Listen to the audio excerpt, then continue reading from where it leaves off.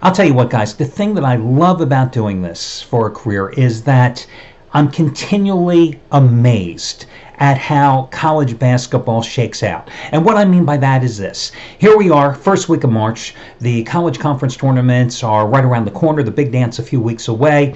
But go back 5.5 months. And the regular season gets underway in November. There's 353 Division I teams. And yeah, I could probably tell you something about 50 of them. But you really have no idea how the season is going to progress. You really have no idea with all those non-conference games where the big teams, the Power 5 teams are playing the little sisters of the poor. You have no idea what's really going to develop and how good these teams are. Oh, you can look at the preseason polls, but they don't mean anything. I mean, nothing. You have no idea what's going to happen.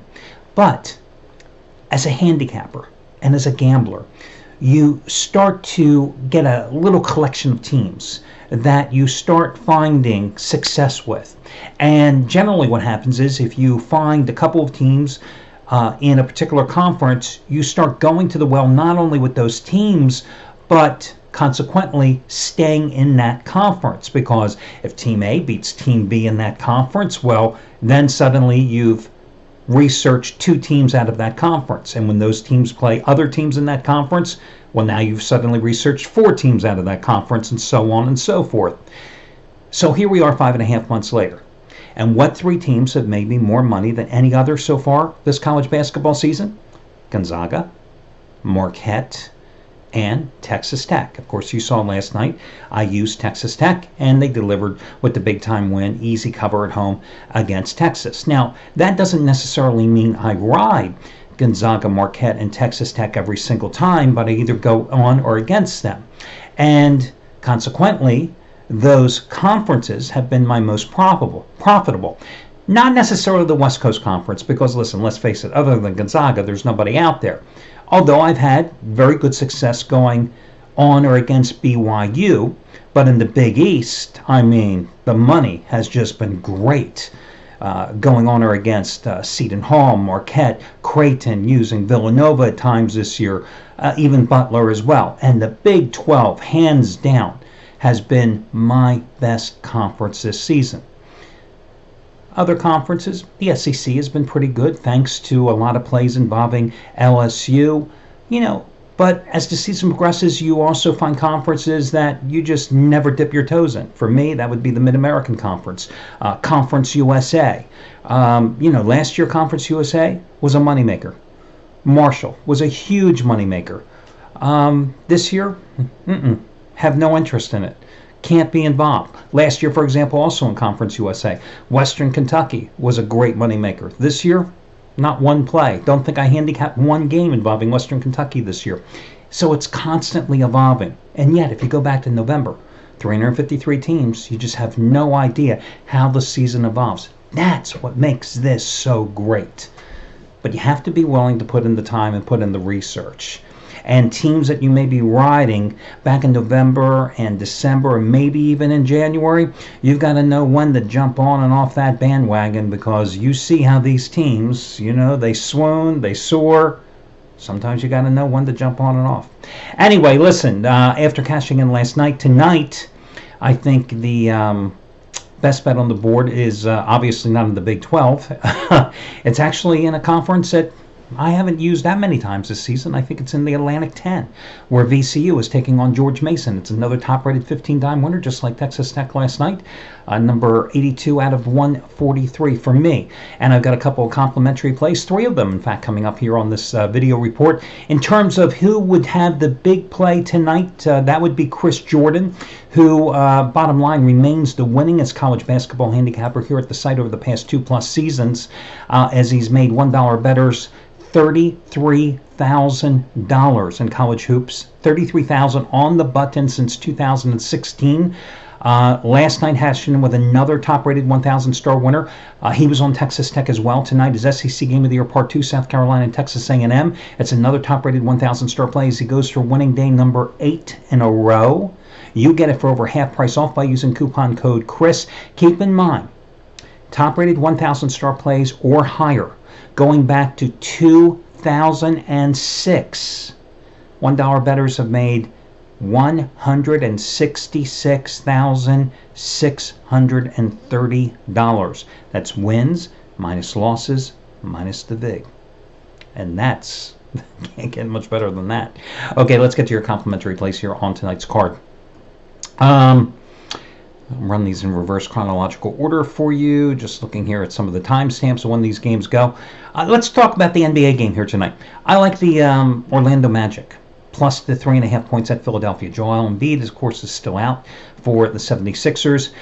I know Orlando's coming off the loss to Cleveland. And listen, when you lose to Cleveland, that looks bad. But consider the optics and then consider what reality is. Yes, they lost on Saturday, 107-93, or Sunday, to Cleveland. But remember this, that's the optic. But the reality is, it was a bad spot for the Magic. It was the second of consecutive games on the road, back-to-back, and they were coming off a huge win at Indiana the day before, 117-112. Second leg, back-to-back, worst-case scenario, on the road. It was a great go-against game. And they were coming off a huge upset of the Pacers. This is a team that's won 8 of its last 11 games overall, going 5-2 on the road in that stretch. They've covered 8 of their last 11 on the road. This is a Philadelphia team that's coming off a loss at home against Golden State over on Saturday, a game that they had the lead and then coughed it up in the second half.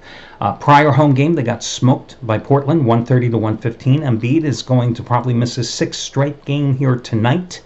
Orlando's played up or down to the level of competition. Last 3 wins. Beat Toronto, beat Golden State, beat Indiana. Last 3 losses. Chicago, New York, Cleveland. Ugh. I'm going to go with Orlando to keep it close and maybe probably win this game outright, I think, tonight. College basketball. I'm going to go with Xavier. I think Xavier can keep it within the 4 points tonight at Butler. It goes at 6 o'clock Eastern Time. Musketeers. Talk about a streaky team. They've won 5 straight after losing 6 straight. A six-game losing streak that began after they won the first meeting, ironically, with Butler at home. During this 5-game winning streak, they've won 3 times on the road. They beat Providence by 14, Seton Hall by 1, and St. John's by 11. Now, they did win that first meeting, as I alluded to, 70-69 at home. Back on January 13th, they rallied from 10 points down with just 4 minutes to go in that game. And they did so by out-rebounding Butler 40-29 in that game, owning the offensive board 17-9. And consequently, because they hit the rack so hard, they were rewarded with 25 free throws, only 12 for Butler. And it's a damn good thing because they didn't shoot that well in that game either. I mean, 39%. Butler shot 47% and lost. Now, Butler's coming off a 75-54 loss at Villanova on Saturday. They've lost 3 in a row in 7 of their last 10 games. Last home game for Butler, they lost to Providence by 6. It is their home finale, so that's always something to be very cautious about. However, Xavier has owned this series. They've won 4 straight, 13 of the last 17 meetings straight up. They've covered 14 of the last 18 overall in the series, including 8 of the last 10 at the Hinkle Fieldhouse. I think this is going to be a 2 or 3 point game in either direction. That's why I encourage you to take Xavier plus the points. So those are going to be your complimentary plays. What the hell? Let's go with this one too. I'm going to go with Wright State minus the 7.5 points tonight against Indiana Purdue. It's the opening game of the Horizon League tournament for these teams. This is going to be a home game for Wright State. The top 4 seeds get a home game this year in the tournament before they advance to play the semifinals and, of course, the championship game in a neutral site in Detroit. Wright State had won 8 in a row and 9 out of 10 before going on the road last Thursday night and getting upset at Wisconsin Green Bay, but then they rallied and came back to win their regular season finale at Wisconsin Milwaukee on Saturday. Now they're back at home. They are the defending league champion. They're a 7.5 point favorite in this one. They're 14-2 at home this season.